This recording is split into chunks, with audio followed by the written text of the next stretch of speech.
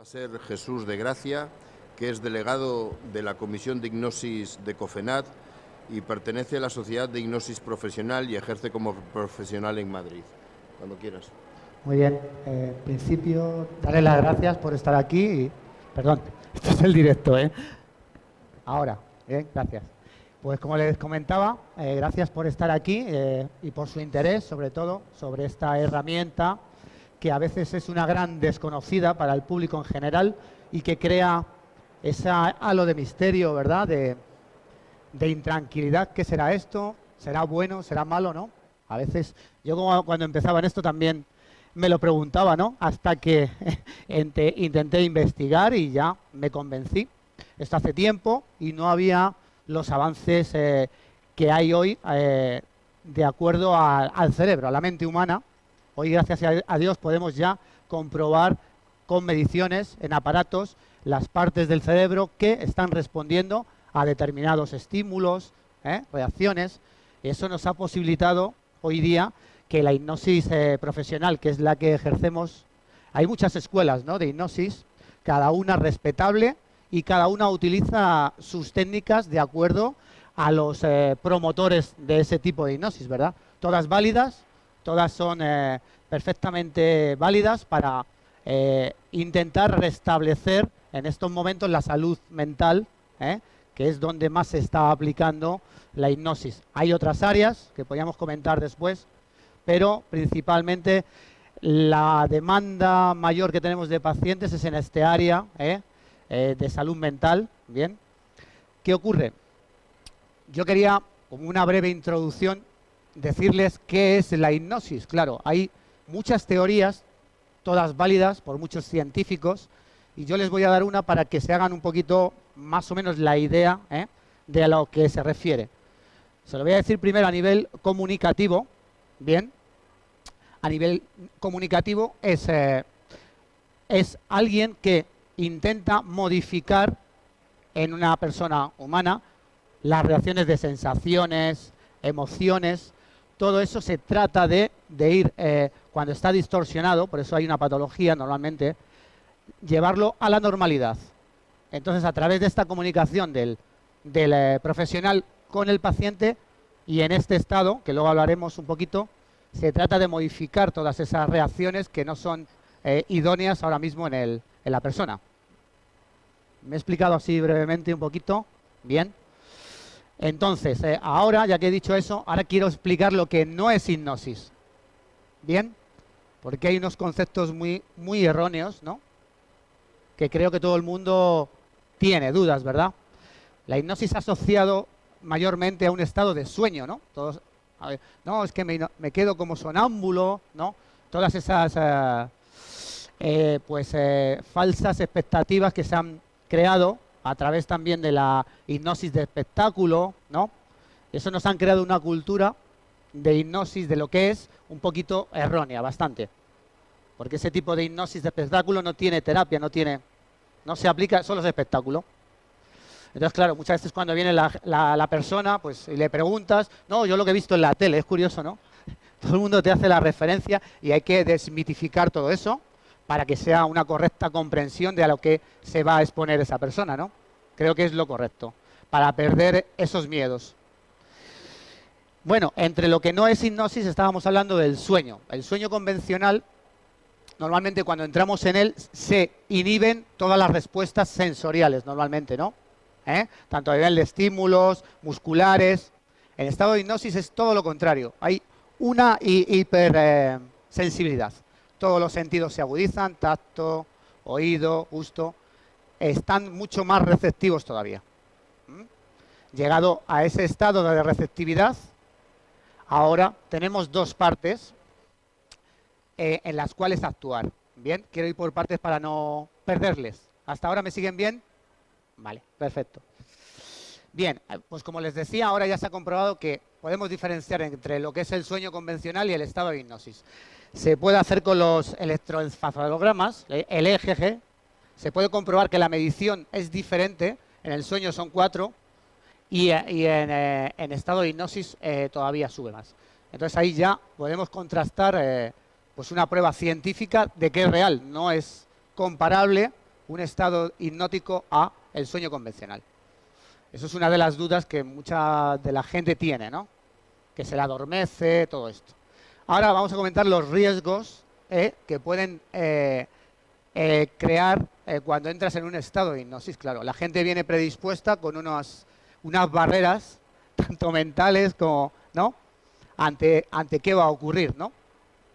Y todo el mundo piensa, primero, que voy a perder la conciencia. O sea, no me voy a acordar de nada, este señor va a hacer conmigo lo que quiera, con lo cual cuando salga de aquí, a ver qué cuento yo luego.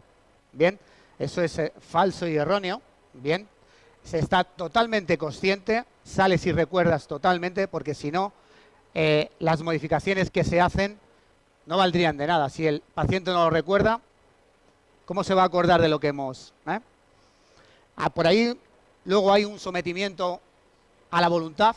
Mírame a los ojos. ¿Se acuerdan ustedes de esas películas de ahora mírame a los ojos? O sea, la persona creía que mirando al profesional tendría tal poder de captación, de sugestión, que anularía la voluntad totalmente de esa persona. Eso también es falso, es erróneo. Vamos a ver, todas las personas tenemos un código ético y moral. Si en ese estado supuesto de trance hipnótico o de hipnosis, cualquier profesional indujera al paciente a hacer algo en contra de su voluntad, por ejemplo, no sé, pues estando en la camilla, quítese usted la camisa o la tal, sería algo ilógico y rompería ese código de la persona e inmediatamente saldría de ese estado y le diría, eres un sinvergüenza. Normalmente, ¿no? Por eso hay que también aclarar estas situaciones para perder ese miedo que bueno, que todos tenemos un poco ahí metido, bueno, ahora vamos a hablar de que, claro, no se han demostrado que haya riesgos comprobados científicamente después de un estado de hipnosis o de modificaciones, exceptuando, vamos, y esto es un tema muy controvertido, no porque esté ahí, no porque lo diga yo, sino porque no se ha demostrado científicamente. Me estoy refiriendo a las regresiones en vidas pasadas. No se ha comprobado científicamente, no es que no esté de acuerdo o deje de estarlo. Hablo lo que la ciencia dice. No está demostrado que esto sea verdad. La mente en esos estados normalmente fabula. Se le crea unos elementos, sí. No voy a entrar ahí porque es un tema polémico y yo solo les cuento lo que hasta ahora la ciencia dice al respecto. Y eso sí, también tiene que hacerlo un profesional. No se dejen nunca, pues bueno, hay gente que experimenta, ¿no? Y con luego las consecuencias que pueden derivar de ello. Eso en cuanto a desmitificar todo esto, que a veces creemos que es la hipnosis, ¿no? Creo que hasta este punto está aclarado. ¿Alguno tiene alguna duda sobre este respecto? ¿Que quiera aclarar? ¿Nada? Vale. Eso es que lo estoy haciendo bien, ¿no? Es una broma. ¿Sí? Rafi, por favor. Hablas que con la hipnosis no se puede modificar o que tú no puedes hacer nada en contra de la voluntad de la persona. Eso que hemos visto que se ve de que cuando una persona puede hipnotizar a otra y hacer que haga algo, por ejemplo, que haga de animal o que haga... ¿Eso quiere decir que esa persona, su código, lo puede hacer? Ahora cuento, claro. Ya saben ustedes que en este mundo del arte pues hay muchas maneras de hacer las cosas. Normalmente se eligen entre el público a personas que son más o menos creíbles, vamos a decir sugestionables, que se crean algo. Se pacta con ellos, bien, y en un momento dado el afán de protagonismo de esa persona puede hacer el perro, el pino, lo que ustedes quieran. Pero el estado de hipnosis o de anulación de la voluntad, como dice, no existe, no está comprobado. ¿Alguna duda? ¿La ha aclarado? Bien, vale. Bien, para llegar a esos estados hay que utilizar un protocolo normalmente, bien, y este protocolo ya está estudiado y se sabe que la mente es capaz de entrar en ese estado y de tener unas reacciones tanto a nivel fisiológico como neuronal, ¿vale? Es capaz de activar esos neurotransmisores y hacer que funcionen de la manera adecuada. Solamente por estar en este estado de hipnosis se activa el sistema inmunitario. Uno de los ejemplos. para que vean ustedes los beneficios, para que estén un poquito más tranquilos. Bueno, seguimos. El estado de hipnosis por sí solo no cura, evidentemente. Podemos hacer una demostración y dejar ahí al paciente hasta mañana o cuando se despierte, que no pasa nada. Va a sentir una relajación, va a estar tranquilo, pero nada más. A nivel terapéutico no hacemos nada. Es lo que hacemos en ese estado, los cambios que hacemos en esa persona, es la efectividad que tiene la hipnosis en sí. Y ahora vamos a hablar de estos cambios. Vamos a ver. Quería hablarles de la evolución de la vieja, no de la vieja, sino de los principios de la hipnosis. De qué manera trabajaba la hipnosis pues en el siglo pasado y en el anterior, que es cuando se empezó a constatar científicamente y a tener algunos ejemplos de cómo funcionaba. Pues empezó, como digamos, para ser un poquito remarcable, creíble, empezó en la Primera Guerra Mundial. Bien. ¿Ahí qué ocurrió? En la Primera Guerra Mundial había hospitales que tenían pacientes que no tenían heridas de guerra y se preguntaban, ¿cómo es posible que estén inválidos en la cama, no puedan ir al frente? ¿Qué ha ocurrido? Bien, pues era muy sencillo. Tenían lo que llamaban una neurosis de guerra antiguamente, que ahora es un shock postraumático. ¿Qué ocurría? Que solo estar en el frente de las trincheras le creaba tal terror que les incapacitaba para seguir. E inmediatamente, claro, pues claro, se dieron cuenta, esto no puede ser, vamos a perder la guerra, esto es anécdota. Entonces se les ocurrió, claro, hacer una terapia de choque y empezó la escuela psicodramática, que es una de las escuelas pioneras. ¿En qué consistía? Para que vean ustedes, se empezó a aplicar un protocolo que no estaba todavía comprobado científicamente que tenía unas respuestas, pero sí que les podía posibilitar que después entraran a rehabilitar todo ese miedo, todo ese comportamiento, ¿no? ¿Cómo lo hacían? Pues exponían al paciente, al enfermo, a revivir ese trauma, ese choque, a admitirlo, a perder el miedo, ¿bien? Y así lo reestructuraban en la mente y volvían al frente. Yo sé que les va a parecer un poco increíble, pero así se curaron, vamos, montones de... Entonces por ahí se partió ya a intentar este protocolo, intentar tecnificarlo y saber que las respuestas eran 100% válidas en todas las personas. Entonces, les digo esto porque tiene que ver con cómo ha evolucionado hoy día la hipnosis, porque a través de esa manera de tratar al paciente en esos miedos, se reestructuraba toda la cognición, o sea, el entendimiento de qué es lo que había ocurrido. Bien, antiguamente se hacía una hipnosis conductual. Conductual me explico, que al paciente en ese estado se le hacía comportarse de diferente manera. Entonces él lo replicaba, por ejemplo, pues tenía miedo a subir en un ascensor. Se le ponía en este estado, se le hacía imaginar que él estaba realmente en el ascensor, porque la mente no diferencia. O sea, se ha comprobado que si la mente experimenta la misma sensación en la misma situación, sea real o no, para él es creíble. ¿Ven ustedes? Ahí es tonta. Es igual. O sea, reacciona de igual. O sea, no tiene... Además, se ha comprobado porque ahora se monitoriza al paciente y se le ve sus respuestas. Con lo cual estamos viendo si efectivamente reacciona, si el miedo baja, si el miedo sube. O sea, se les pone, que se dice, y sabemos su comportamiento. Eso nos permite, sesión tras sesión, ir modificando esa conducta. ¿Bien? Bien, pues había algo que fallaba. ¿Qué ocurría? Que sí, el paciente se le hacía repetir esa conducta, pero él no comprendía por qué. Entonces, con el tiempo, se le olvidaba y volvía a caer en el antiguo vicio. Volvía a coger los miedos, volvía a experimentar los mismos síntomas. Bien, un inciso, ¿verdad? No quiero cansarles. Bien, pues a continuación se han dado cuenta de que el paciente o la persona necesita comprender qué es lo que está ocurriendo. Bien, una vez que el paciente sabe por qué le está ocurriendo, lo acepta, lo comprende, se genera un mecanismo de reacción en el cerebro, de adaptación, a enfrentarse a la situación ya de manera repetitiva.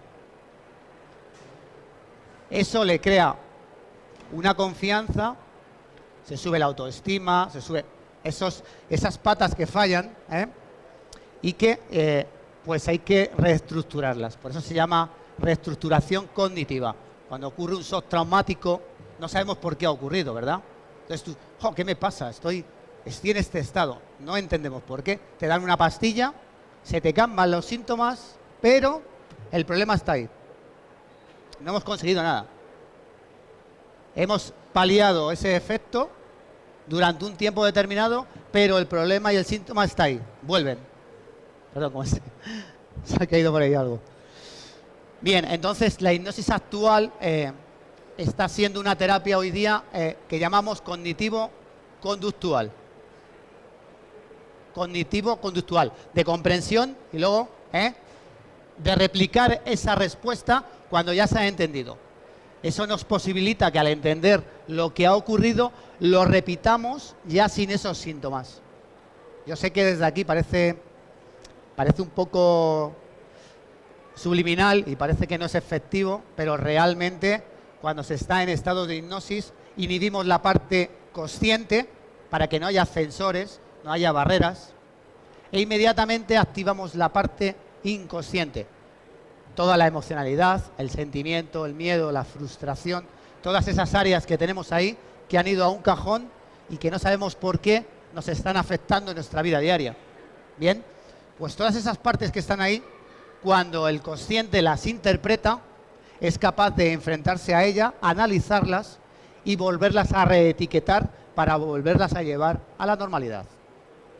Esto técnicamente, no sé si me he explicado bien, es así. Esto nos posibilita que la terapia sea más profunda, ¿vale? Y más corta en el tiempo. Al no tener esos sensores del consciente, directamente entramos donde están todos esos problemas, aislados, y que a veces no sabemos que están ahí, pero sí nos están causando un efecto bastante triste, ¿verdad? A veces. Bien, me he extendido un poquito ahí porque creía que era importante. ¿Alguna pregunta por ahí? Que no sea yo solo el que... ¿Alguien por ahí? ¿Nadie se atreve? Un facilito, a ver lo del fondo, que os veo por ahí un poquito perdidos. Estoy aquí, ¿eh? ¿Alguna pregunta en concreto? ¿Nada? ¿Va todo bien? Bueno, seguimos. Bien. La hipnosis, como todas las terapias, se basan en el aprendizaje, ¿verdad? Nosotros de pequeños, ¿qué nos ocurre? Que los padres son los que nos transmiten, ¿bien?, todos esos conocimientos que ellos han adquirido y luego hacen que en todas las actividades de nuestra vida los llevemos a cabo, ¿verdad? Pero imagínense ustedes si hay un mal aprendizaje o una mala adecuación de cómo debemos comportarnos en determinadas situaciones. ¿Qué podría ocurrir? ¿Verdad? Muchas veces cosas desagradables. ¿Qué ocurre en nuestra mente cuando es tan joven y carente de tanta información como tenemos ahora? Directamente pasa sin analizar. No la desmenuzamos.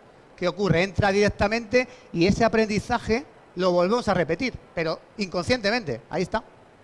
Y no sabemos por qué. ¿Qué ocurre? Cuando vemos las consecuencias de ese aprendizaje erróneo es cuando decimos, esto no está bien, ¿no? Pero hay personas que ese aprendizaje está tan inconscientemente que es muy difícil de volver a darle uno nuevo. Y ahí está el problema. Por eso, hoy día, la hipnosis profesional hace mucha hincapié en el aprendizaje. ¿Bien? Es la base de casi todo. ¿Bien? Entonces, cuando viene una persona a consulta con algún problema, se analiza, bueno, pues en qué situaciones de su vida y cuál ha sido su comportamiento, ¿verdad? Para analizar si es el correcto, el idóneo o no. Una vez que se ve que no ha sido el idóneo, se reestructura. ¿Bien? ¿Qué ocurre? Luego el paciente lo vuelve a replicar en su vida diaria. Eso hace que suma a niveles la confianza, pierda el miedo, estabilice todos esos parámetros que tenemos descontrolados. Pero sin aprendizaje es imposible. ¿Bien? Seríamos autómatas. Repetiríamos unas actividades tras otras sin saber las consecuencias y sin saber por qué. Sería una manera errónea. ¿Bien?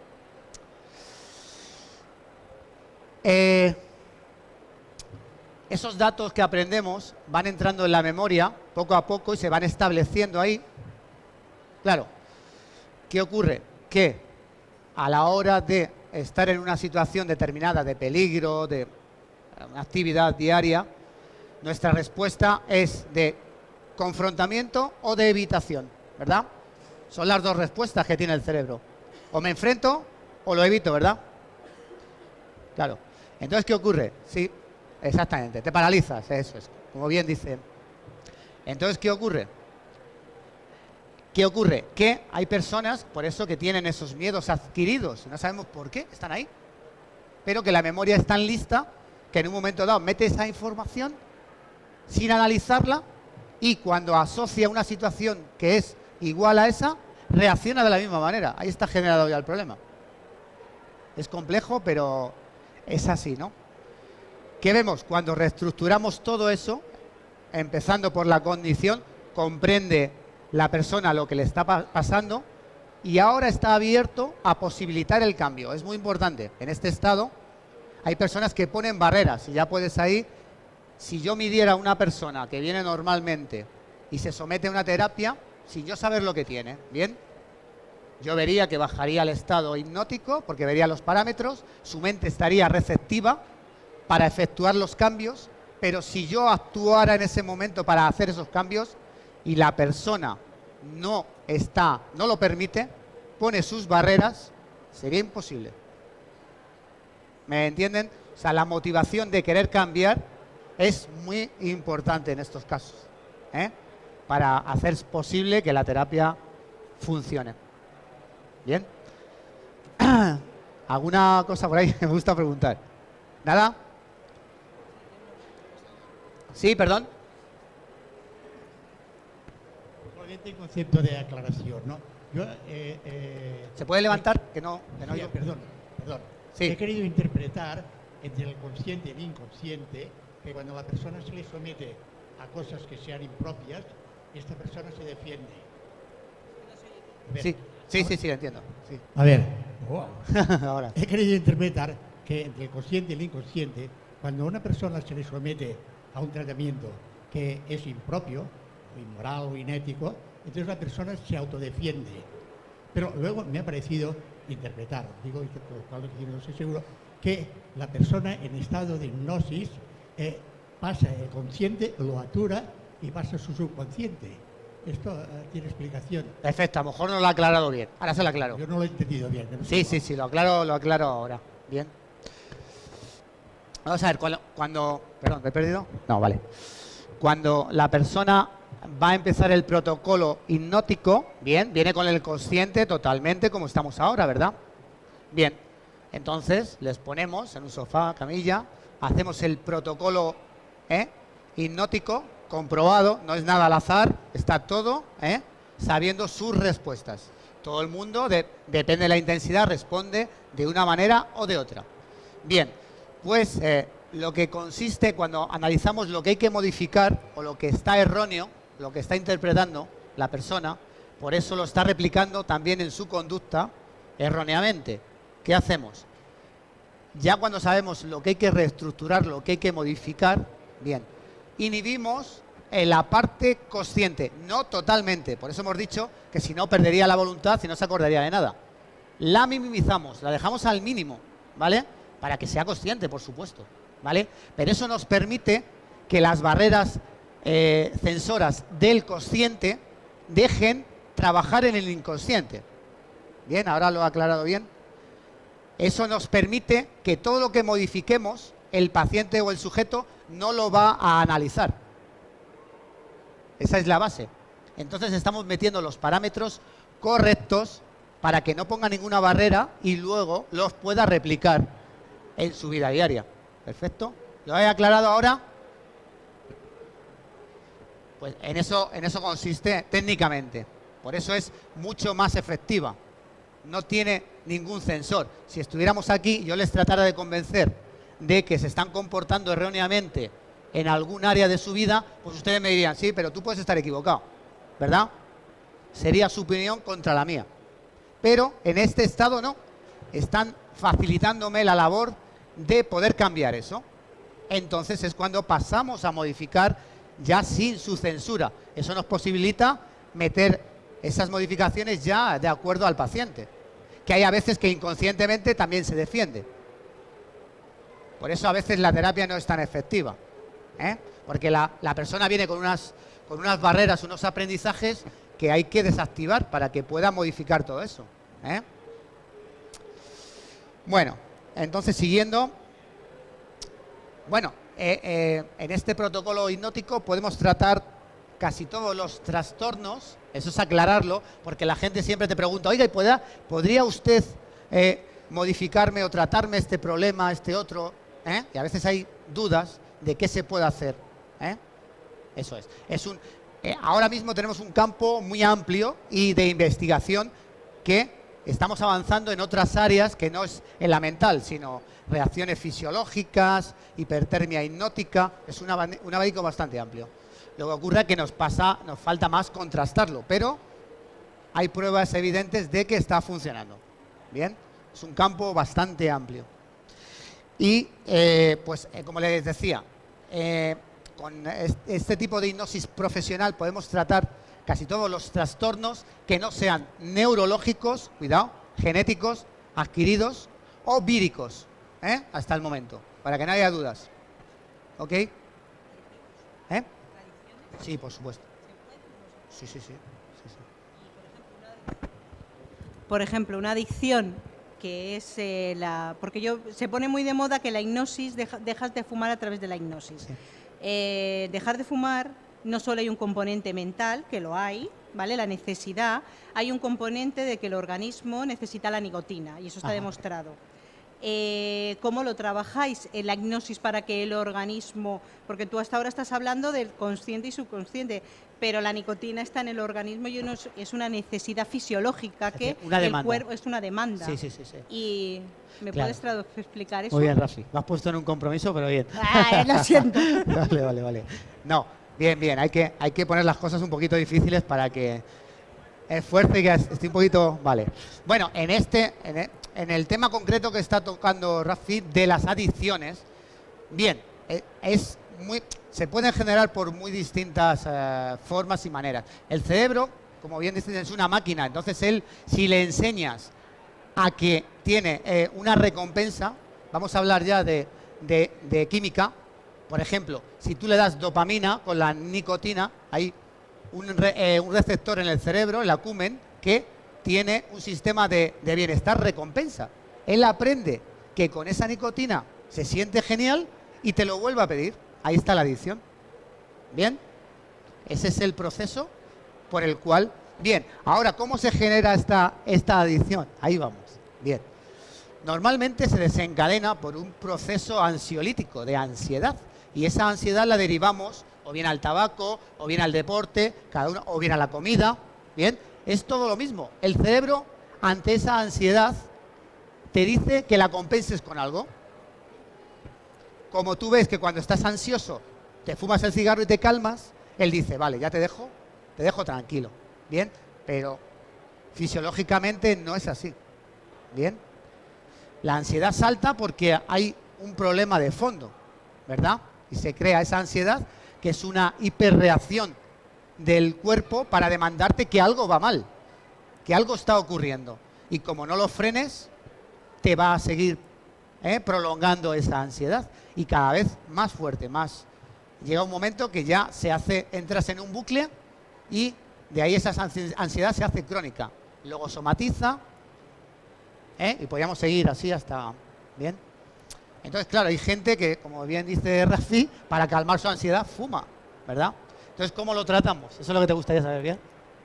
Bien. Primero, aversionamos al paciente a esa sustancia. ¿Bien? A la nicotina, ¿verdad? Hacemos que su cerebro reconozca que eso es malo. Y eso dirán ustedes, ¿cómo se puede cambiar? Pues muy fácil, es un aprendizaje. Al cerebro le das un aprendizaje nuevo y le quitamos el viejo. Sencillo. Pero es así.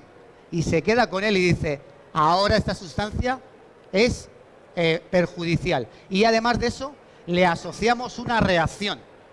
Ya viese picores, bueno, tenemos muchas, ¿eh?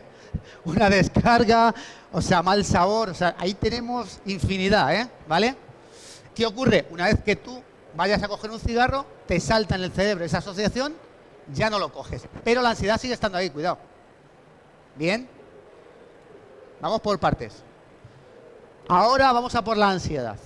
¿Bien? Se buscan los problemas de fondo, porque toda ansiedad tiene un foco de dónde parte. ¿Bien?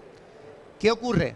Que si es un aprendizaje erróneo que ha tenido, modificamos, como estábamos hablando, y ahora vamos a calmar la ansiedad. Porque claro, esa persona, si no fuma porque le da asco o porque ya no puede fumar, le va a seguir teniendo la ansiedad. Le hacemos una inhibición que llamamos técnicamente recíproca para inhibir esa ansiedad. ¿Bien? Yo sé que suena muy... Y hacemos que mediante una reacción, un estímulo, él lo asocie y le entre esa tranquilidad, el sistema nervioso se relaje y pueda combatirla. Eso el cerebro, cuando lo va asentando más, lo aprende y ya reacciona de esa manera. Y se acabó. ¿Fácil? ¿Expliqué bien? Muchas gracias. Sí, sí, es lo más... todo el mundo lo asocia con el... ¿Puedo dejar de fumar? Es cierto. Ah, sí. Ahora, también les digo que está el fumador que fuma por placer y ese ya le puedes meter lo que le metas, que dice, si yo disfruto, oiga, pues siga usted. Es un reto. A veces viene gente y dice, oiga, quiero dejar de fumar, a ver qué me hace usted. Digo, voy a sacar la varita, a ver, ya. Mañana no fuma, imposible. Un mazo, me dice, perfectamente. Y esa persona va a seguir fumando porque le causa placer y es lo que desea. No se lo puedes quitar, ¿no? Por eso dicen, no, he ido y no me ha hecho efecto, claro. Estamos partiendo de que la persona también es fundamental en esta terapia, ¿eh? Si no aporta sus recursos naturales, que al fin y al cabo son los que el profesional hacemos que él reactive, que saque, para que los ponga en funcionamiento en su vida. ¿Bien? Entonces, a través de nuestra orientación, somos capaces de que esa persona reactive todos esos recursos que estaban obrando mal o estaban funcionando mal para que los replique en su vida diaria y vea que vuelvan a la normalidad. En eso consiste más o menos. Y en este terreno es muy amplio y se podían hacer muchos casos. Bueno, pues la labor de un profesional, la nuestra, sobre todo, es hacer desaprender esa conducta y esa comprensión de lo que le está pasando y llevarla a la idónea, y una vez que él la entiende y la comprende, la replica, siente un placer, un bienestar por hacer eso, porque no olviden que sin recompensa no hay aprendizaje. Fundamental. Es como un niño. Si le dices que vaya a jugar a las canicas porque me da la gana, pero si luego no le das una recompensa por haber ido, al final no va.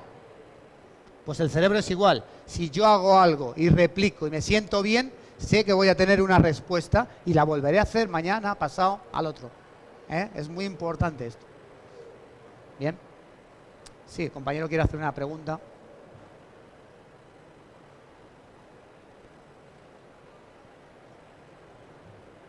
Sí. Una pregunta sobre el tema de las adicciones, ¿vale? Has estado comentando que en el tema... has estado comentando que en el tema de las adicciones, sobre todo en el tabaco, ¿no? Se están haciendo en una sola sesión, que evidentemente eso, vamos, no es efectivo, eso es un sacadinero y un engaño, pero también hay otro tipo de adicciones que, la pregunta es, ¿sería bueno que la hipnosis en ciertos tratamientos de adicciones fueran combinados con psicofármacos o solo o por sí sola? Ejemplo, el tema tratamiento de alcoholismo, sí, alcoholismo crónico, ¿cómo se trabajaría? ¿Solo con hipnosis o con algún tipo de farmacología? Bien, buena pregunta y difícil. Claro, todas las adicciones no son iguales. Hay que ver la cronicidad y la intensidad en el tiempo. ¿Y qué sustancia? No es lo mismo desinhibirte, por ejemplo, pues del alcohol como de una compulsión de dulces o depende de la sustancia. Para el cerebro es más intensa, tiene más reacción o no, dependiendo. Entonces, como dice el compañero, normalmente cuando hay una adicción, como me has dicho, ¿el alcohol me has dicho? Sí, por ejemplo. Bien, pues la manera de intervención, primero, claro, el que está bebiendo y quiere dejarlo, eso es lo primero. Si tiene voluntad y quiere hacer esos cambios, eso es lo primero, claro. Hay que contar con eso, ¿bien? Primero, pues va un psicólogo, normalmente un psiquiatra, para inhibir esa adicción con fármacos, por supuesto. Entonces llega a la consulta, estoy en el psiquiatra, estoy tomando tal. Claro, yo en este caso no soy clínico para decirle, oiga, deje usted las pastillas, ¿no? Sería un intrusismo, sería meterme donde no me llaman. Lo que sí hacemos y vemos es que el adicto a esta sustancia, estando en terapia, vaya remitiendo esa dosis, y eso es un parámetro idóneo para saber si está remitiendo esa adicción. Bien, eso sería la manera. Nunca se le dice deje usted esto, porque ya sabes que hay un efecto rebote, claro. Bien, entonces los parámetros son irle igual haciendo una aversión a la sustancia, bien, para que la vaya tolerando. Pero es importante desubicarle del entorno donde lo está realizando. ¿Por qué? Porque el cerebro asocia la situación donde está a esa adicción, Entonces, los primeros pasos es quitarle de esa compañía, de esos sitios donde frecuencia. ¿Por qué? Porque para el cerebro es muy importante. Él asocia el momento de la copa o del cigarro después de las comidas, y él te lo demanda. Fíjense ustedes lo selectivo que es. Cuando llega el momento, te lo pide. O sea, claro. Entonces hay que aversionarle primero a esa sustancia, como bien dice el compañero, y reestructurar y modificar todo ese comportamiento de esa sensibilidad a esa sustancia, ¿vale? Para que la inhiba su cerebro y ya no la pida. Claro, en estas adicciones tan severas no es fácil, hay que decirlo todo. O sea, tendríamos un tratamiento de 4 o 5 meses para que fuera venciendo, ¿vale? A esa adicción. Por ahí ya sería muy importante, y bajar siempre las dosis, igual que en el tabaco, que no lo he dicho, ¿verdad? Irlas bajando la mitad de la mitad. Bien, ¿por qué es esto? Porque él se compromete inconscientemente a hacer esa conducta, a replicarla. Se acostumbra y al ver que no ocurre nada, la vuelve a repetir. Es de habituación. Entonces podríamos continuar y él luego ya decidiría, por ejemplo, 3 cigarros hoy día, dice la OMS, que no es perjudicial para la salud. Te los puedes fumar perfectamente. O sea, que el individuo sería el que determinara qué dosis y en qué cantidad sería saludable para su bienestar. ¿He respondido, Javier? Muchas gracias. Bueno, y ya nos queda mucho tiempo. ¿Sí? ¿Cuánto nos queda? Sí, alguna adelante por ahí. ¿Alguna pregunta? No sean tímidos, sí, adelante, que para eso estamos. Sí, bueno, perdón. Sí, por favor. En el caso de apetecer tomar dulce después de comer o después de cenar, unas galletitas con una infusión, bueno, pues algo así, continuadamente, porque me apetece lo dulce y me llama la atención. Vale, bien. Yo creo que a mucha gente de aquí también les apetece, ¿verdad? Dulce. Bien, normalmente yo lo voy a poner en un lado exagerado, Yo sé que es muy curioso. Pero sí, vamos a hablar técnicamente, cuando el cerebro tiene una carencia, en este caso, está diciendo no, tendríamos que verlo, supuestamente, de un neurotransmisor, una sustancia que es la dopamina, que hemos hablado antes, que es placer, recompensa, porque no lo está obteniendo en otras actividades, Fíjense cómo es el cerebro es selectivo.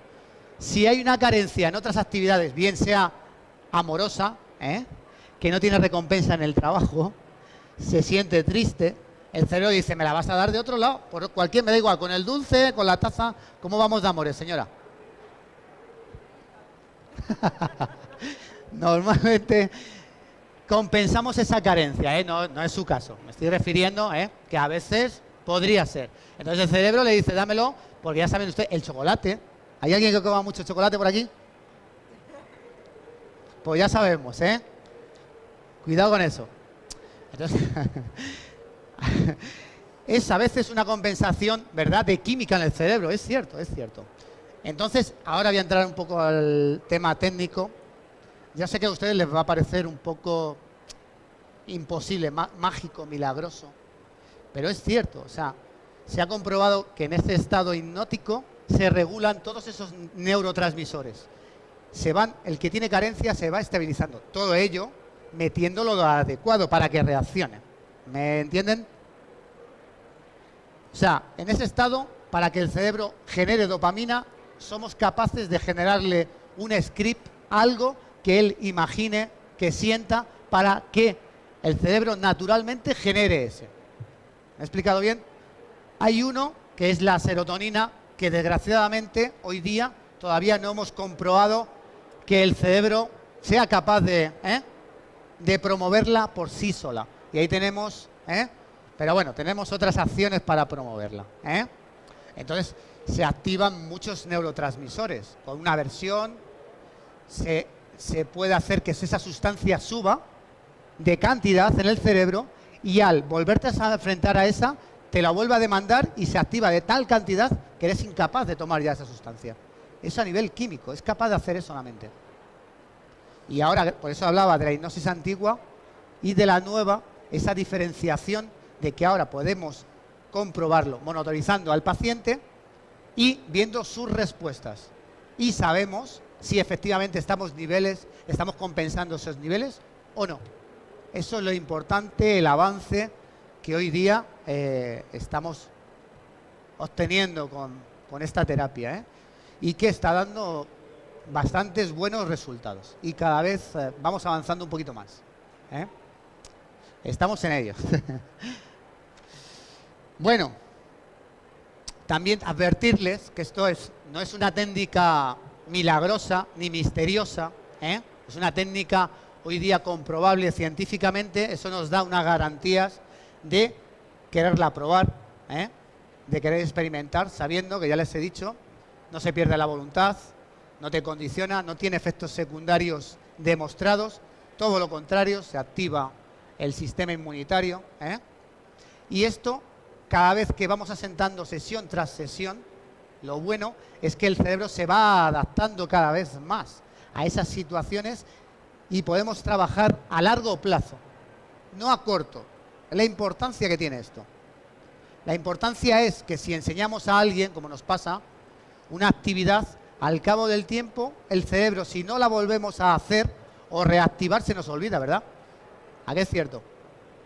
Bien, pues en ese estado somos capaces de que eso quede tan profundo, que deje esa huella tan profunda, que podamos replicarla en el tiempo. Creo que es bastante importante. Es uno de los avances también. Bueno, y ya tenemos mucho tiempo. ¿Alguna preguntita por ahí? No sé. ¿Que quiero responder alguna por ahí? ¿Alguna dudita por ahí? Sí, por favor. Buenas. Hola. Te quiero hacer también una pregunta de una persona que no tenga adicciones, que no tenga el problema tampoco de la comida, pero que esté siempre baja de ánimo, que siempre esté cansada, que no tenga ganas de hacer nada. ¿La hipnosis también sería bueno o es más una cosa de psicología? Vale. Vamos a ver. Todos los estados mentales son adquiridos y aprendidos. Bien, y como respuesta a ese aprendizaje viene el estado de ánimo. Bien, podría ser su caso o el de otro paciente que viene a consulta y dice, me encuentro muy bajita de energía, no duermo bien. Claro, está entrando en un ciclo de respuesta, bien, a algo que le está afectando. Entonces baja la emocionalidad, que decimos. Si no llega a un nivel plano, ese que dices, estoy depresivo, ¿no? Cuando una persona dice, estoy depresivo, falta de ánimo. Eso llamamos que la emocionalidad ha bajado tanto a un nivel plano que me importa lo de los demás. Oye, ves a alguien tirado ahí, para mí incluso llega a despreocuparnos la propia nuestra. Por eso esa dejadez de aseo, esas personas que van desaseadas o que denota ese estado de anímico que tiene esa persona, de dejadez. ¿Bien? Ese estado llega cuando hay, por ejemplo, una frustración en su vida. Es posible. Quiere realizar algo y no puede. ¿Bien? Entonces, esta frustración le puede llegar a un estado de ánimo, de emocionalidad bajísimo. Baja la autoestima, muchas de las patas en las que nos basamos de nuestra salud mental empiezan a quebrarse. Por ejemplo, la autoestima, que es la llamada como si fuera una silla, pues es como una pata de cristal. Es tan frágil porque cada vez que hay un problema tiende a romperse enseguida. ¿Qué ocurre? No nos encontramos bien con nosotros mismos, pero es lo que hablábamos antes. A nivel cognitivo o de comprensión no sabemos lo que ocurre. Por eso es muy importante saber qué está ocurriendo y por qué. Una vez que se sabe, podemos entrar a reestructurar todo eso. ¿Bien? Eso hace que luego nuestra conducta en la vida ya sea la idónea. Pero primero tenemos que entender qué es lo que ocurre. En ese caso que me ha explicado usted, podría haber muchos factores. Habría que analizarlos. Sí, por supuesto. Es un desarreglo, efectivamente, emocional. ¿Vale? Se podría estabilizar perfectamente.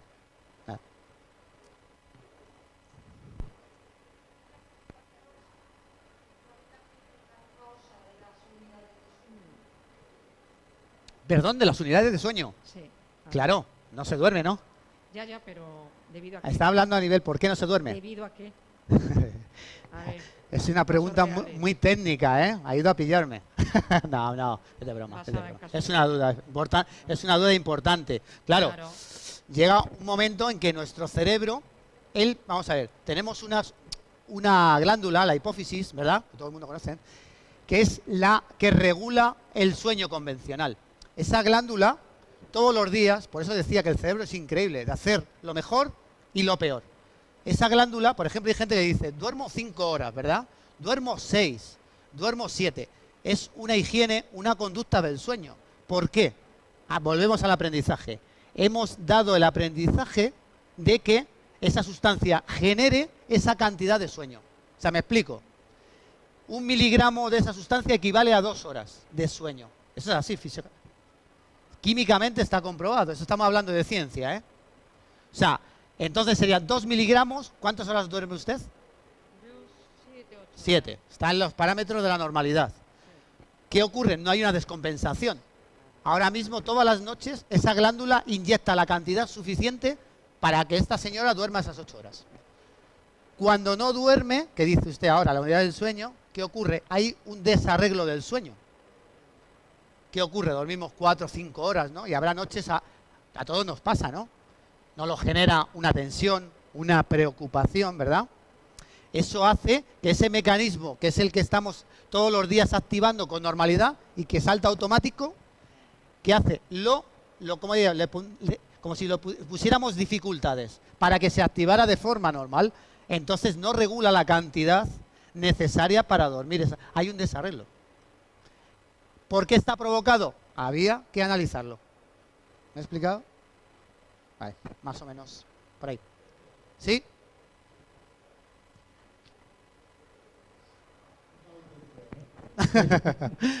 No, todo lo contrario. No, es una duda que he tenido siempre en cuanto he leído alguna noticia, o bien pseudocientífica o científica, que se hacen operaciones en vacío sin quirófano mediante la hipnosis. No sé si es verdad o no es verdad. Lo he leído. Ahora pregunto, entonces, ¿a esta persona se la ha de preparar, o realmente es una persona de urgencia, se la ha de operar? ¿Hay tiempo en la preparación parcial de hipnosis? Ignoro totalmente, ¿eh? Pero he leído esto y me gusta aclarar. Perfectamente. Sí, como bien el señor dice, vamos a ver. La hipnosis profesional que estamos aplicando se está aplicando a protocolos de anestesiología. Dentistas, por ejemplo, aquí en España no, pero en Europa, en Inglaterra, casi todos los dentistas son hipnólogos, ¿eh? Tienen la especialidad. Porque hay gente que no tolera la sustancia, entonces los preparan, que es a lo que va este señor, que si inmediatamente le podríamos operar bajo anestesia hipnótica. ¿Bien? ¿Qué es la palabra? Bueno, pues decirles que como en España siempre somos pioneros en algo, ¿verdad? Y efectivamente teníamos un doctor que ya no está con nosotros, el doctor Camilla, no sé si les suena a ustedes, que fue el primer anestesiólogo hipnótico en este país y era capaz de hacer cirugía no mayor, menor. Estamos hablando de entre 0 minutos a 1 hora. Perfecto. Era capaz de anestesiar mentalmente, psicológicamente a la persona y esa persona inhibía sus respuestas de dolor. Bien. Y perfectamente era intervenido. Después, el sucesor ha sido el doctor Escudero Valencia, que no sé si les sonará. Es un cirujano ya mayor, un mayorcito, y que tiene una escuela en Valencia, en Rocafort, y este señor empezó con los protocolos también hipnóticos para hacer cirugía. Él vio que cuando era cirujano, pues había que sedar a la gente con sustancias químicas. Entonces empezó a probar que cada vez que bajaba las sustancias y metía su protocolo, funcionaba. Llegó el momento que ya no necesitó la anestesia química y era capaz, bueno, hay vídeos, por si el señor lo duda, hay vídeos que lo puede contrastar, o sea, se ve perfecto, sí. Entonces, por ejemplo, para una operación de varices, claro, esto se hace previa preparación del paciente, tiene que aprender, estamos hablando del aprendizaje. Si no le enseñamos al cerebro a desconectar las terminaciones nerviosas de esa área del cerebro que es la que las activa, pues sería imposible, ¿verdad? Pues hay que enseñarle. ¿Cómo? ¿Verdad? Una vez enseñado, casi el 100% de la población ambulante es capaz de desarrollarlo. Ya sé que es un reto. Para ustedes no puede ser. Yo me daría un salto en cuanto, ¿verdad? Pues es posible, ¿eh? O sea, entonces esto se hace con una preparación de antemano y se aprende a que esa persona reaccione de esa manera, la adecuada, ¿eh? Y hay otros avances, pero no tenemos tiempo, que podríamos comentar, increíbles, pero que son, ¿verdad? Que son ciertos, ¿eh? Bueno, ya tenemos que ir terminando, ¿verdad? Y pues sí, pues solo darles... Sí. Esta es la difícil.